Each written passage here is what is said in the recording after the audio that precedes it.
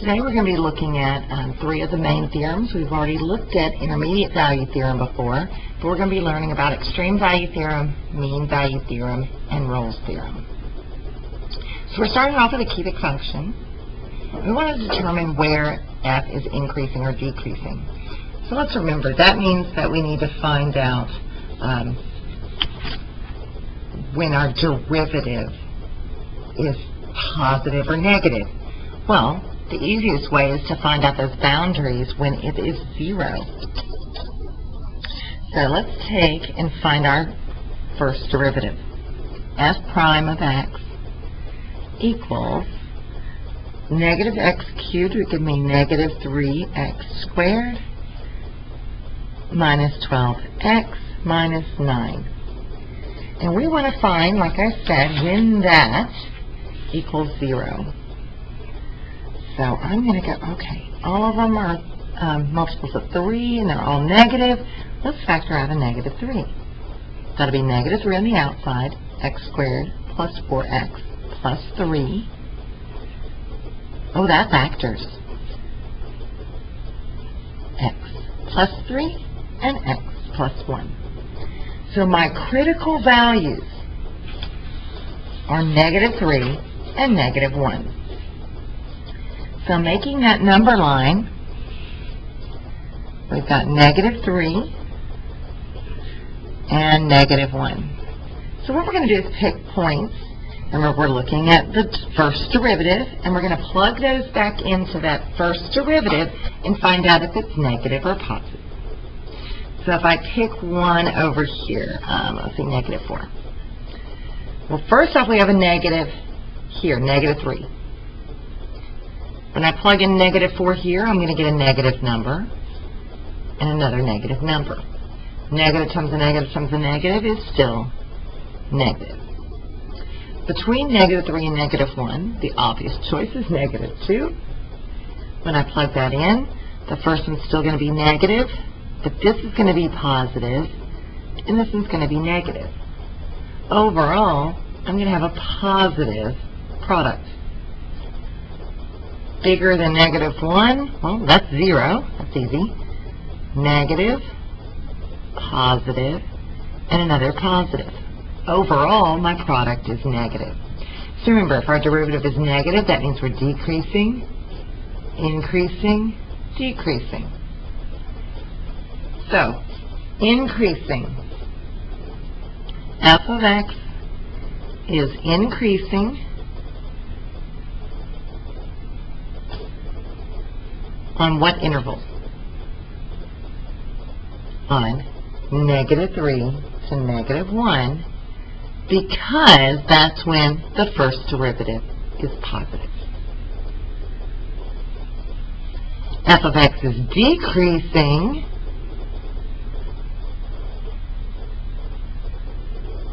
when we're negative. So that would be from negative infinity to negative 3, and then from negative 1 to positive infinity. Because, don't forget that part, the derivative is less than 0. Relative extrema. They happen when our derivative changes signs. So let's think when each of them is going to happen. Relative minimums. Well, that's going to happen when I'm going down, then start coming back up. So my relative min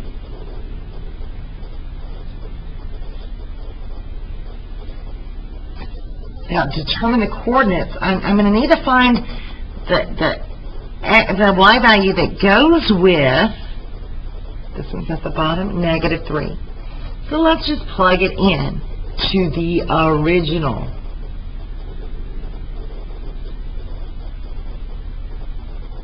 So we're going to find f of negative 3.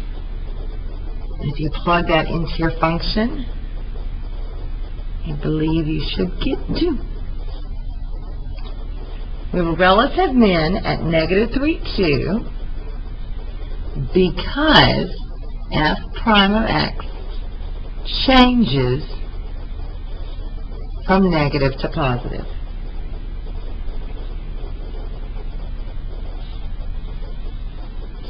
Relative maximums happen when we change from positive and then turn around to a negative.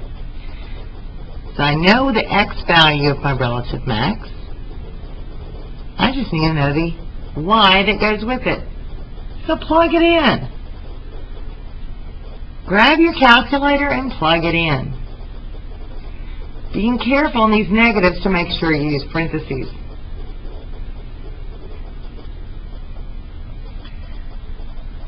It's the maximum because f prime changes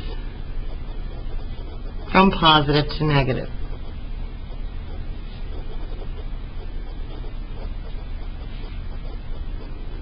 So now we're going to need to plug in a few more points because they want us to graph an accurate sketch from -4 to 1. So I would set my calculator or plug in each of these values. So -4, when I plug that into the original, actually gives me a 6. We already plugged in -3 and it gave us a 2. We plugged in -1 and it gave us a 6. Another one I know easy is if I plug in 0, I'm going to get a 2.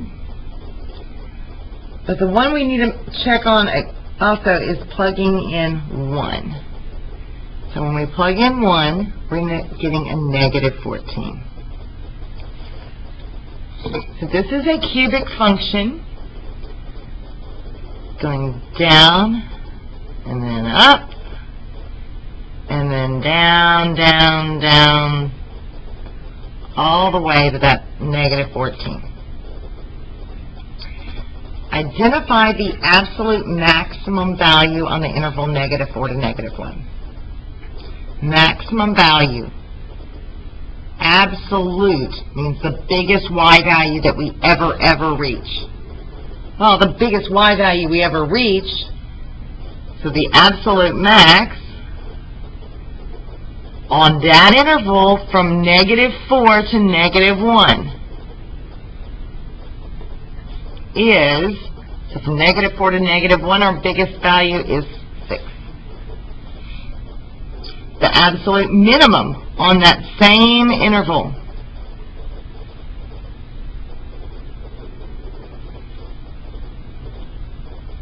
is -3. The absolute maximum value from -4 to 1, well, it's still 6. Notice that we have to be very specific on the intervals. Where are we looking at?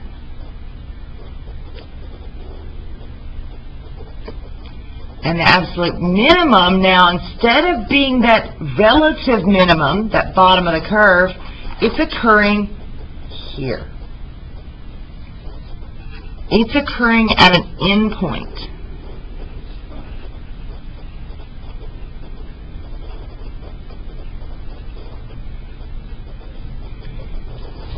So there's actually a theorem that talks about that if we're looking overall and we have endpoints on our graph, those could possibly be absolute minimums or absolute maximums.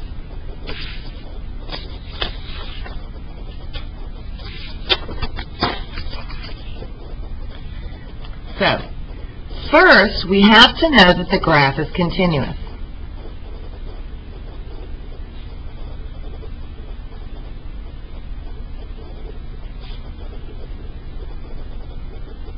On a closed interval, then the absolute maximums and minimums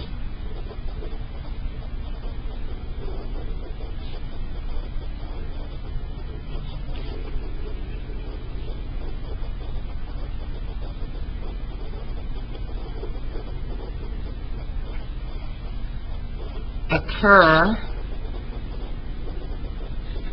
either at the first endpoint, the other endpoint, or some value C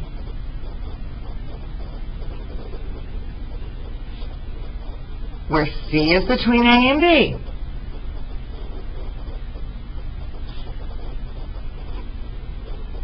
Where f of C is 0 or undefined. So the absolute maxes and mins could occur at one of those relative, one of those tops of the hills or bottoms of the hills, but it could also occur at your endpoints. So we need to check all of them.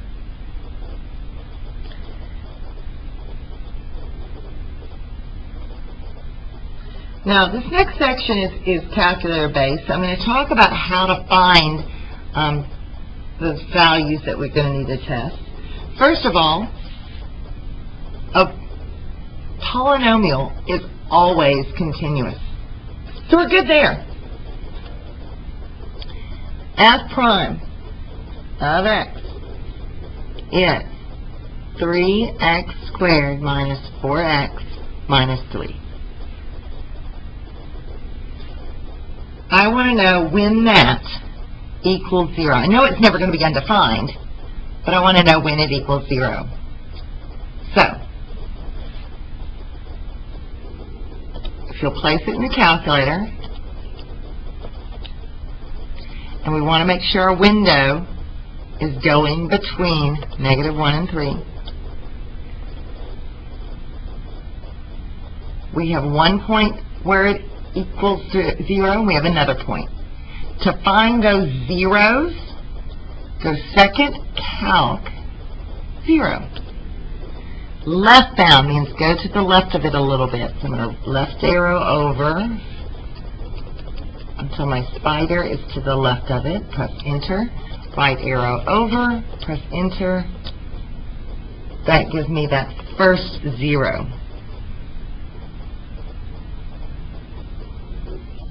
The other 0 is found similarly. We need to go over to tell the calculator to zoom in this area. So left bound, right bound, enter. X equals 1.869. So now we need to check all of our points. We need to check the endpoint, the starting endpoint.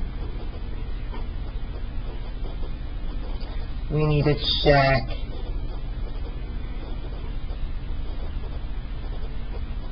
-0.535. We need to check 1.869.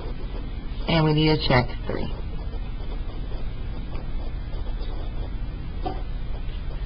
So now, if I were doing this in my calculator, I would switch and put the original function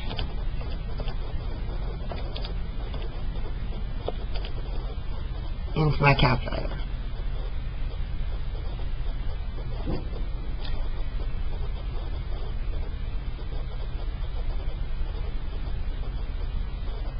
And I'm going to plug in each of those values. Trace -1 says when x is -1, I'm at -2. Still on trace, -0.535. -1.121. 1.869 for an x. Gives me a y value of -8.065.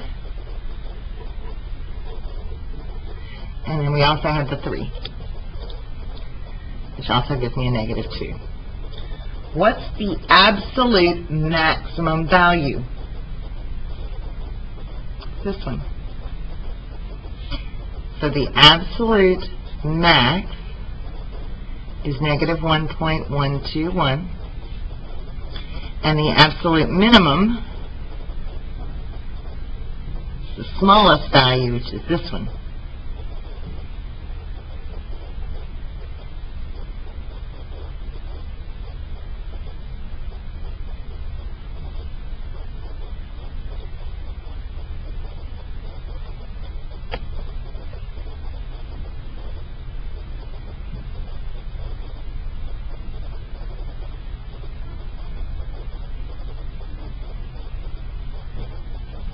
Sine squared x plus cosine x.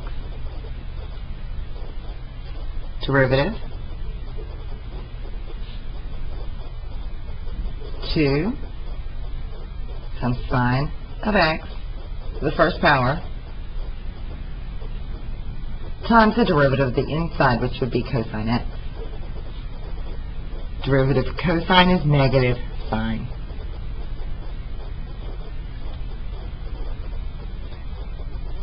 These are both continuous functions, so even if I square them or add them together, they're still continuous.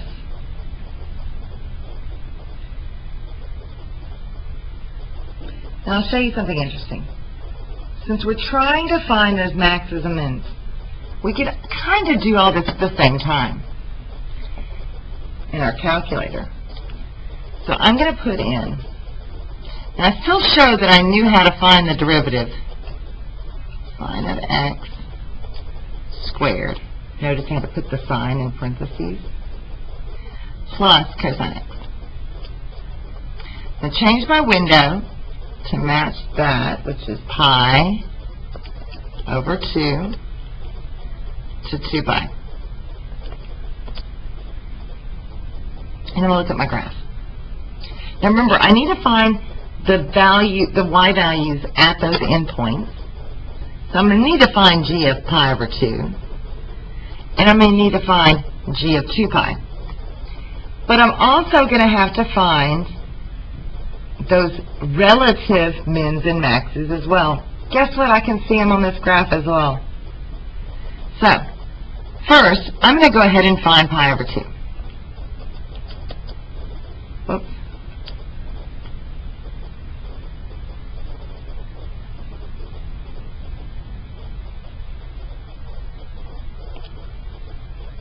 Let me see what happened there.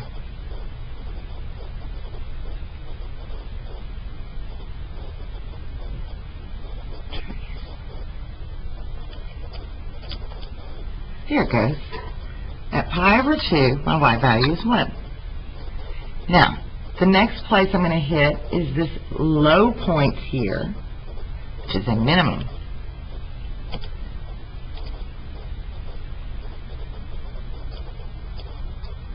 Left down, right down, enter. This minimum was occurring 3.142, and it gives me a y value of -1. The next point I need to investigate is this maximum up here. So I'm going to arrow over.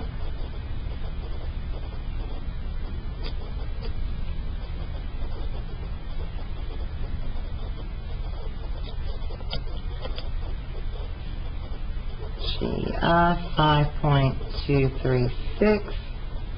My y value of 1.25, and then the last place I need to check is 2 pi. Oh, and it doesn't like it because I didn't make the window quite large enough.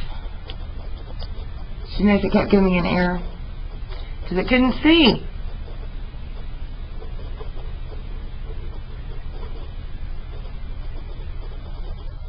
So I hit trace. Now I'm going to go 2 pi, and it gives me a y value of 1. So, absolute minimum, the absolute min is actually the -1, and the absolute max is the 1.25.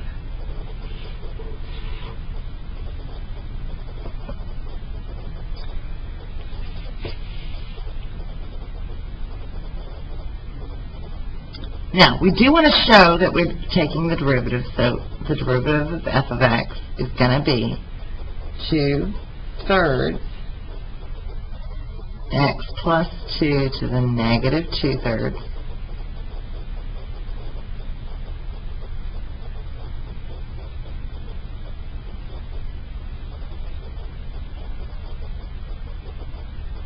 Now, notice that that's a -2/3, so that's really 2 over 3. Oops, that'd be -1/3, sorry. I didn't subtract well. Cube root of x plus 2. So, our function, our derivative will never be 0, but it will be undefined when x is -2. So I need to check negative 3. I need to check negative 2. And I need to check 6. So I'm going to go in my calculator. I'm going to put my original function, which was x plus 2 to the 2/3. And I need to make sure my window is large enough. So we need to go maybe a little bit more. Negative 3.2 and 6.2.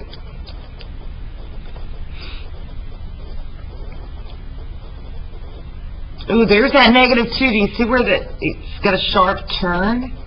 That's when the derivative is undefined. I can see it right there.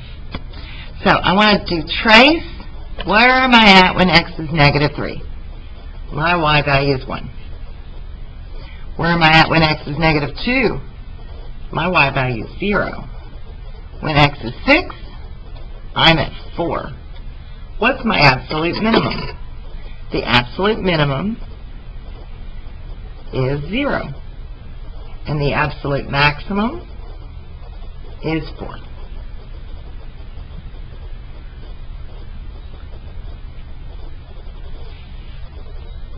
Alright. Let's see. So you go ahead and get prepared for this one. Natural log x squared minus 4. Windows from negative 1 to 3. So I'm going to make sure my window is good. Go ahead and look at it. Whoa. Whoa. What happened? I'm missing a lot of my graph. Oh. Yeah, I forgot. This has to be greater than 0, so I have to have 2 or bigger. Oh, gosh. So this means EVT is not applicable because h of x is not continuous on that interval. Now, if they had picked over here, it is, but from negative 1 to 3, it is not.